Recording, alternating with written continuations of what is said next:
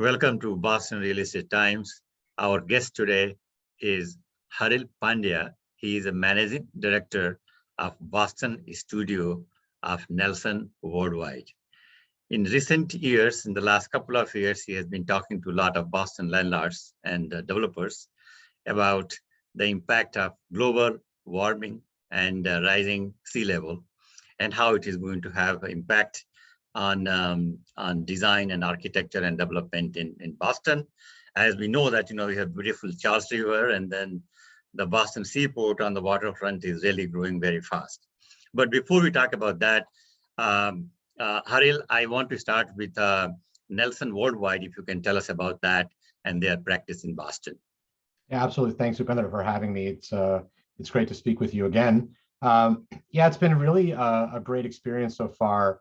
I've been now at Nelson for probably just under 2 years, and previously at CBT for about 16 years, where I was a principal there.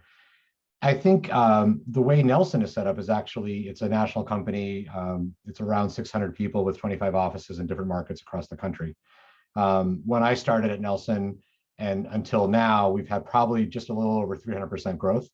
And we're in several markets, and I think given Nelson's national portfolio, we're able to actually get into different vertical markets where I wasn't in before, and I think that's been a really great and pleasant change, and we're really excited about that. So, we're focused on a lot of mixed-use projects, doing projects all over the city of Boston, but also beyond Boston, which is, I guess, one of the benefits of being in a sort of a national practice. So my role is not only managing director of the Boston office, but it's also a national practice leader in asset strategy. So for us, that's really an important thing. So my job is to really focus on all the offices that Nelson runs as far as the practice of asset strategy. But like I said, everything from master plan development, urban design, mixed use, vertical construction, to repositioning, which I did a ton of before, and we're still doing a lot of now. And so that's really a big practice. And of course, who's not doing lab and life science right now? So I'm sure, that's a pretty common thing. So that's really now everybody's doing life sciences. Absolutely, absolutely. So I mean, I think it's been great for us. We actually have such a robust industrial practice that when we're doing certain life science buildings, warehouse buildings, last mile buildings, or GMP buildings, there's a lot of insight and expertise that we're able to bring to the table as a result. Okay, so now let us talk about your experience in talking in asset repositioning with the developers and landlords, and what they are telling you and what you are telling them. Well, so it's twofold, right? I think that when you're talking about asset strategy and repositioning, you're focused on landlords that have long-term holds on buildings, or it's at an inflection point where an owner has just sold a building and the new owner wants to make some sort of impact, or they're recognizing that tenants are going to roll in a few years, and they want to make improvements to the building. And I think we've done that all over Boston over the years. My experience is probably 30 different buildings in Boston that I've touched and beyond. And I think we've been really grateful for all the recognition and the work we've been doing for such amazing projects. So in that regard, we're hearing that everything is focused on being very amenity rich. I think back in the day, we didn't really think too much about cafes and lobbies or fitness centers or anything, but now we're looking at amenities in a much different way. It's a must have, and it really needs to feel like a hospitality residential component.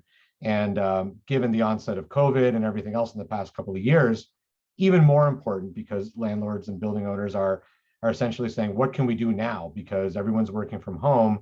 What are the trends? How are we designing to be COVID, future, and try to future-proof the buildings as much as we can. So I think those strategies now are more important because it's not only taking market trends, but it's also taking health trends and making sure that those things combine when we're designing either workplace or we're designing, lobbies and amenities.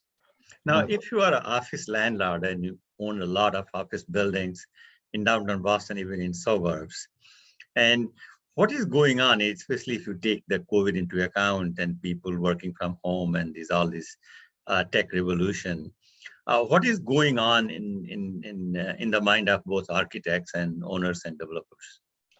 Well, it's the classic line that no one really has a crystal ball, and I think we were all put in the same lake because we were all trying to figure out the same thing at the same time. Both landlords and designers and design professionals were really trying to figure it out.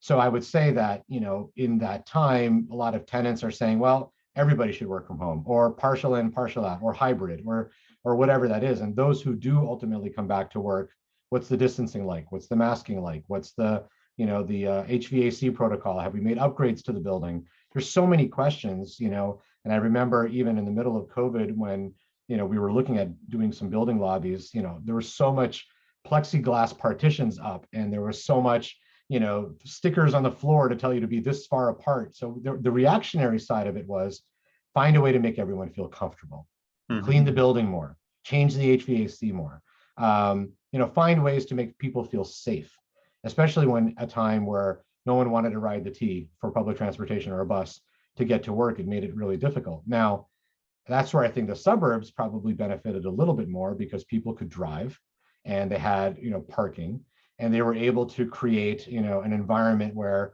the larger campuses were there. So outdoor opportunities were there and they could really benefit from, being outside. So that's how COVID really kind of started shaping things. And of course, each tenant or each office tenant has their own protocols and standards in place for how their employees should go back to work, of course, following state and CDC guidelines. But, I think at the end of the day, that's really, we're kind of tracking each other. What does the landlord want to get? What do tenants want? And how can design professionals really be on top of it to make sure that everyone's successful? So now, talking about the asset repositioning, another sector I want to talk to you about the retail and what your crystal ball says there at on the retail side. Retail is a really enigmatic component of development and mixed use buildings. Really successful retail, which we're all proud of after it's in because it performs so well, can be a defining moment for a building or a neighborhood.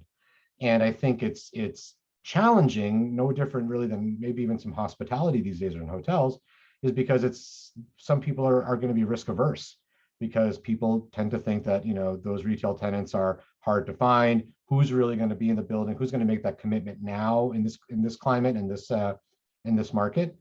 And Nelson's got actually a very large retail division, and we're already doing large scale prototype rollouts for big companies that are national, whether it's T-Mobile or American Girl or Hershey's. We're doing these large clients that are still rolling out locations. So retail is tough, I think, in the city sometimes because the city agencies and neighborhoods want the retail because they believe that that creates a destination, that creates the activity, the energy. And I think developers are like, okay, I have to do this because it's part of what the city wants or not. But some go into it head first saying we need a retail strategy. And I think we try to come at it from both sides. And having all that retail expertise for us really allows our mixed use development projects to be stronger because our retail group knows what retailers need to succeed. So we bring that information up front to really help them go. But it's slow. It's going to recover, and it's going to recover fast.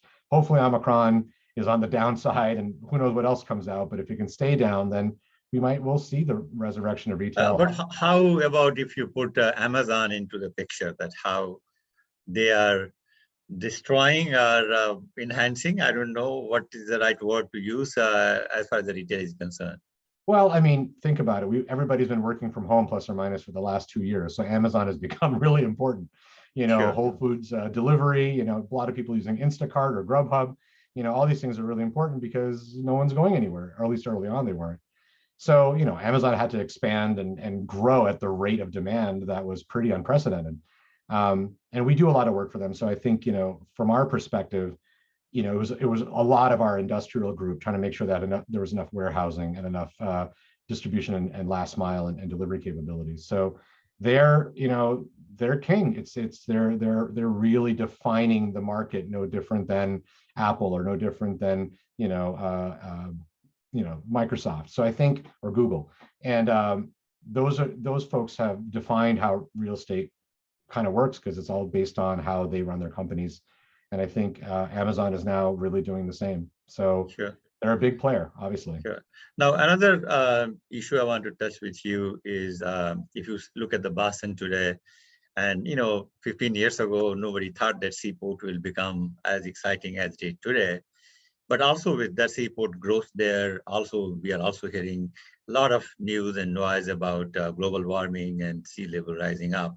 Mhm. So how, I mean, is it really too scary or too early to talk about No. seaport and water rising, or it is a good time to talk about that? It's always been a good time. I think there's just more focus on it now more than ever, probably in the last decade.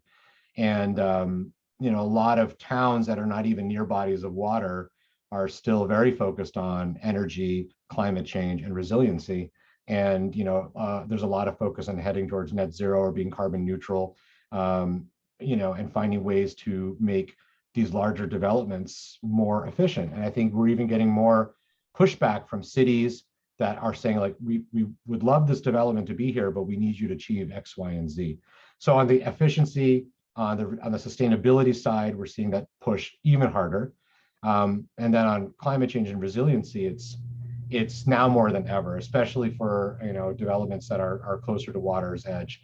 And it's not even about designing for 2030 or 2040 floods. We're looking at 2070 level sea rise, and towns and cities want us to even do better than 2070, because you get a big king storm that shows up, and next thing you know, you haven't designed for it. So we have several projects right now all over the country that we're really focused on climate change and resiliency, and trying to work with our clients to make sure that we're doing better than the minimum requirement, that whatever 2070 regulations are, we can push maybe a foot more or something like that to give us a little bit more security, because communities and city agencies and whatnot are really pushing, what are you going to do that's better? It's one thing to meet a standard. What are you going to do to exceed the standard? And I think we're getting asked that a lot more now than ever.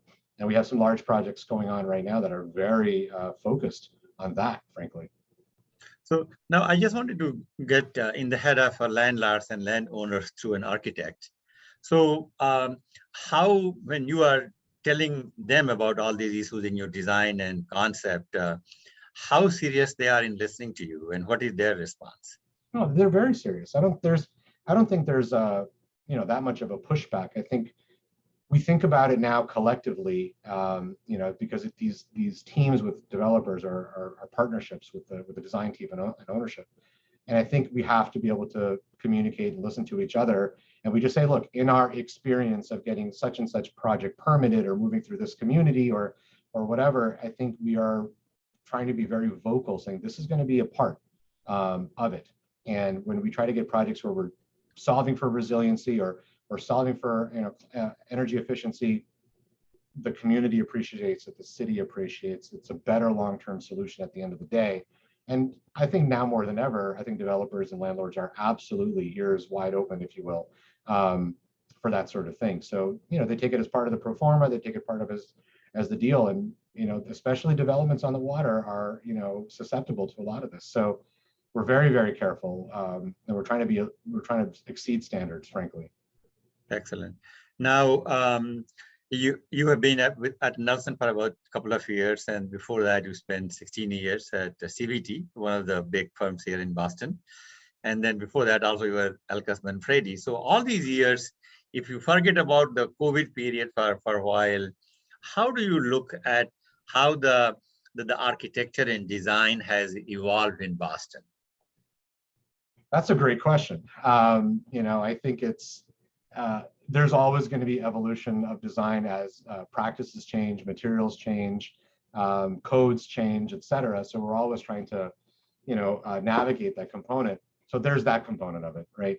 And I think there's better practices about in certain areas of sustainability or energy, like I was mentioning earlier, than there were before. So I think those changes force a lot of thinking. A lot of our clients, developers, et cetera, want us to be different. They need to stand out in the market. So sometimes they'll take greater risks on design to be more unique. So that really pushes the design envelope a lot. And I think, it's always a competition about how your building can outperform or be a leader in the market or X, Y, and Z. So we need to make sure we push design. I've been working for almost 28, 30 years at this point, and I've seen Boston when Seaport was just parking lots. Sure, and yeah. Now it's an amazing part of town. Everybody calls it Las Vegas, so it's like Boston's Las Vegas part of town. But I think it's interesting that the architecture has come a long, long way. And there's always a dear spot for Boston's rich history, of course, which when I got into doing repositioning, I loved because there's a lot of preservation.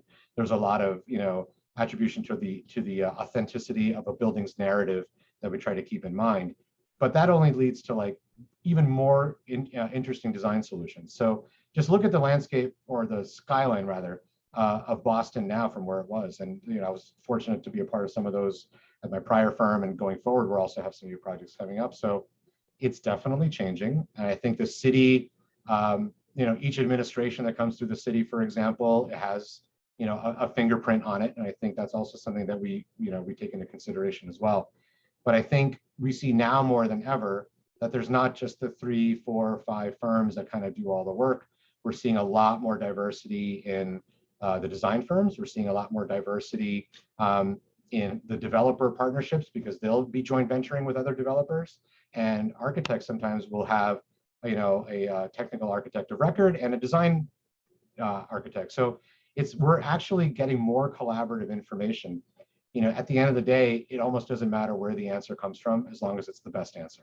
And that's what we're trying to put forward. And I think that the more collaborations we can create, the better. And we also look out of industry. We not necessarily have to talk to other architecture firms. Sometimes you want to talk to technology firms, or you're going to talk to life science people and get outside input to make sure your project is as best as it can be. So now, since you deal with the national asset repositioning for Nelson, talk about, is there any similarity with other markets in Boston, or any other market which strikes you that what is happening differently there? Yeah, I mean, the pace of other markets is also obviously very different. Architectural tastes and design tastes vary around the country. What works in Boston that we've seen year over year, some people don't have the capacity or stomach for in other markets. So, but the knowledge of outcome and value created in real estate as a result of these design solutions are real. They're felt, they're impactful, they drive rents, they drive market value for the building. So we're very aware of the real estate side, even though we're designers, but we're in charge, or partly in charge, of making sure there's value for the owner at the end of the day. I mean, ultimately, it's a real estate solution. Whether the design is one way or the other, we're trying to improve the value of the real estate and keep it competitive. So, and on top of that, if you can get great design out of it, all the better. So we strive for both. But yes, to answer the question, I think the modernism in Boston is definitely coming through more than ever. I mean, New York is doing it all the time. It's not even a comparable market to Boston, but I'm proud of actually where Boston is headed, to be honest with you. I think it's going to be really, really interesting in the next 10 years. Now I have to ask you, because I see about 8 or 9 guitars in your background there, and then see these pictures everywhere. I see the guitar. So what is the connection between you and the guitars? Oh boy. Well, music has always been a self-soothing mechanism for me for many, many years. I've been playing guitar since beginning of high school. And I think every single year since my sophomore year of high school, I've been in a band. So everything from touring the country to playing clubs and bars in Boston, I've got a chance to do all of that. It's been a lot of fun. I've been playing for almost 35 years, and it's just been a blast to play. So as you can tell, an avid collector as well. But if I were to pan the camera more that way, you would see drums, you would see pianos, keyboards, you would see Indian tablas, you would see all kinds of things over there that I've always had an interest in music. So being in a band keeps me youthful, and it's a good energy release. And what a great combination of architecture and music. That's both very artistic and very. Yeah, I mean, architecture's always been rhythmic, right? I mean, you get a sense of calm when there's a rhythm to the building that actually is, you internalize and go, wow, this is a beautiful building. And that gut reaction is because there's probably some symmetry or some rhythm to the design, or something that feels like it makes sense. When you're in a club and you're dancing to music, it almost doesn't matter what the lyrics are or what's happening, as long as you can feel that rhythm. And that's the satiating part of music that you align to.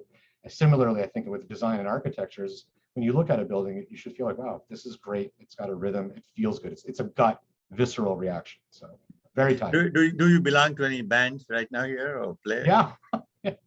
And how often do you play? Like Well, COVID unfortunately has changed a lot. Sure, yeah. But let's go pre-COVID. Yeah, pre-COVID, we were playing in many bars in Cambridge and Boston, Somerville, and also Metro West and beyond, North Shore, South Shore. So we would play probably, I don't know, 2 concerts a month, maybe 3. We would practice every week, and it was just a great outlet. Now, before I give you the last word on today's conversation, I have one more question for you. What really inspires you in architecture? What really motivates you to be in this industry and do things differently, think differently? Architecture has always been one of the best intersections of truly artistic creativity and science, right? Mathematics, structural statics, etc. And you can be an engineer and love it because of its technicality, and math is always correct and perfect. So you can be very creative in mathematics, but it's also very actual. It's what it is. Design has to sort of weave in and out of that sort of factual component and really try to create something creative. So being in music, being creative, music is like math, right? It's not wrong. Everything you do it's logical, and it's there for a reason because it's physics. So similarly, I think when you're doing something creative and you're in architecture, I've always found that mix really, it's very left brain, right brain, connectivity. And then of course the other side of creating communities, creating value in real estate in a very creative way, being networked to so many people that are in the real estate market or design professionals. I think it's just a great community of people, and I've loved it since I've been in it. I've wanted to be an architect since I was 9. My dad was a civil engineer, and he built some buildings in India, and I was just like, wow, that's great. I want to do the same thing.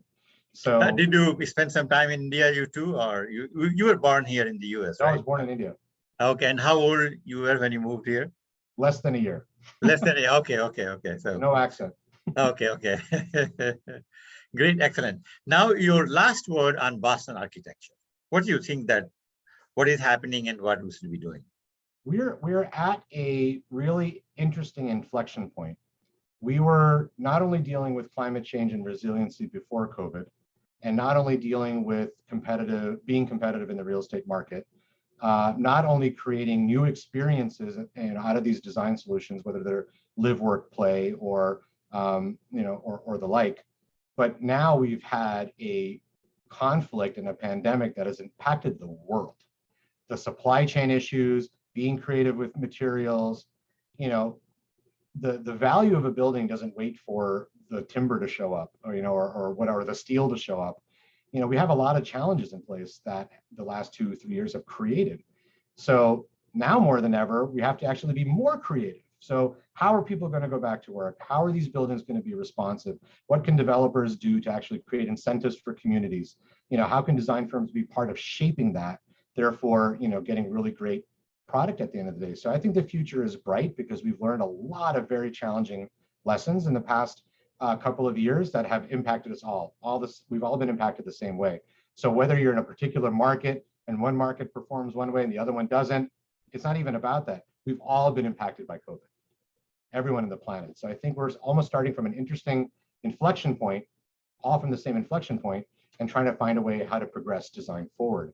And there's a lot of amazing solutions out there, whether we're doing mass timber projects, CLT projects, or finding new ways to do these buildings to create efficiency, lower energy consumption. All of that stuff is becoming incredibly imperative. So I think the future is bright. We're going to get some really creative results at the end of the day, and I look forward to the next 10 years and see what it brings.